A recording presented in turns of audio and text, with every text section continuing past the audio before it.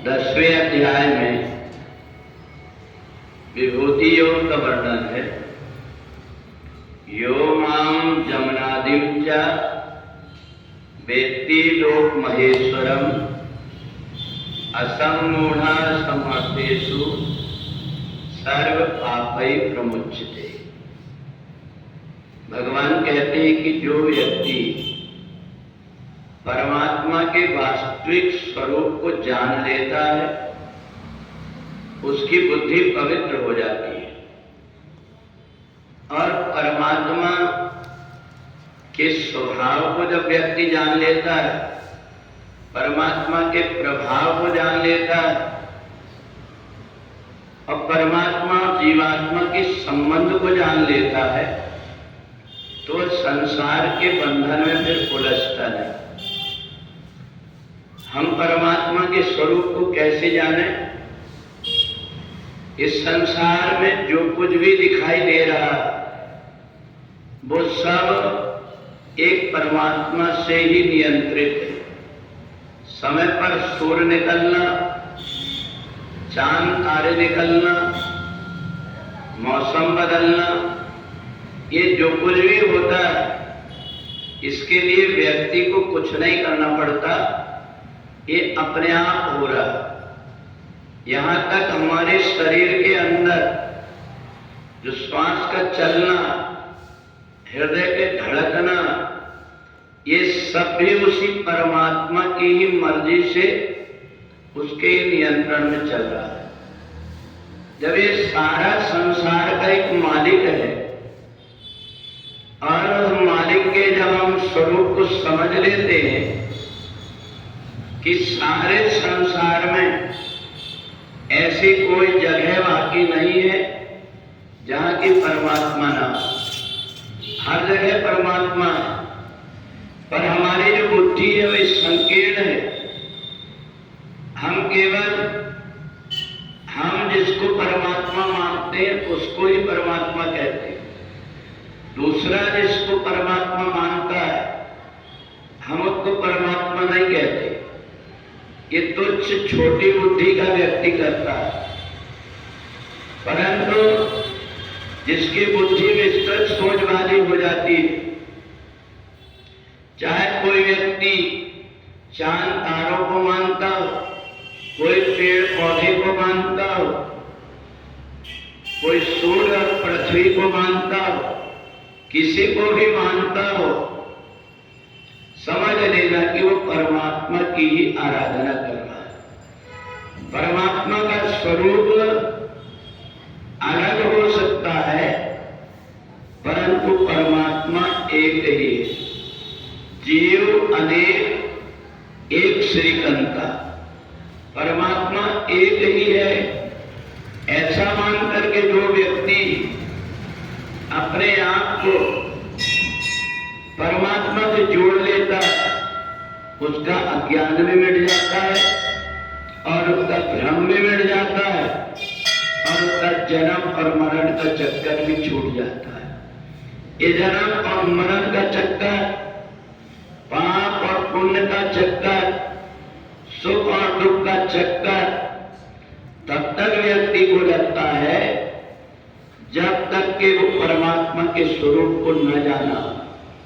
परमात्मा के स्वरूप को जाना और ये सारा भ्रम दूर हो जाता है।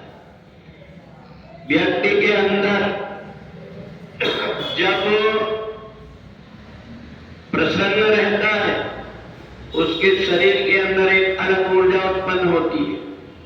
जब वो नाराज होता है उस समय अलग प्रकार की ऊर्जा उत्पन्न होती है और जब वो व्यक्ति दुख से तड़पता है, परेशान होता है, उस समय उसके शरीर से अलग प्रकार की ऊर्जा उत्पन्न होती है। अब एक ऊर्जा उत्पन्न होकर के नष्ट हो जाती पर व्यक्ति समझ नहीं पाता। जब समझने लगता है इस ऊर्जा का उपयोग करने लगता है। एक समय धर्मराज युधिष्ठिर से भगवान श्री कृष्ण ने कहा कि हे धर्मराज, एक चैत्ररथ नाम का राजा था। उस राजा ने सोचा कि प्रजा का भला किसमें हो, सारी प्रजा के लिए एकत्र होकर के और एक मंदिर में हर एकादशी को भगवान का पूजन और एकादशी व्रत की कथा कहा करते थे। एक समय वहां घूमते घूमते एक बहेलिया आ गया और उसने सुना अच्छा है रात्रि में ये लोग भी जागरण कर रहे हैं, यहां बैठ करके मैं भी अपना समय व्यतीत कर लेता हूं।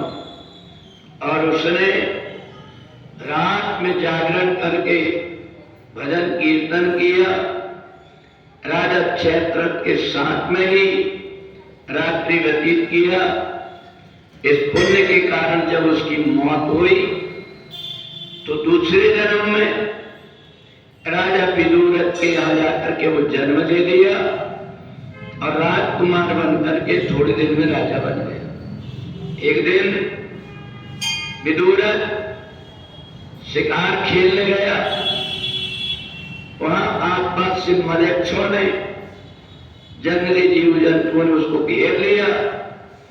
राजा ने जैसे ही देखा मेरी जान का संकट है, उसने जैसे ही परमात्मा की याद किया, उसके शरीर से एक दिव्य कन्या उत्पन्न होकर के और उन मलेच्छों को मार डाला।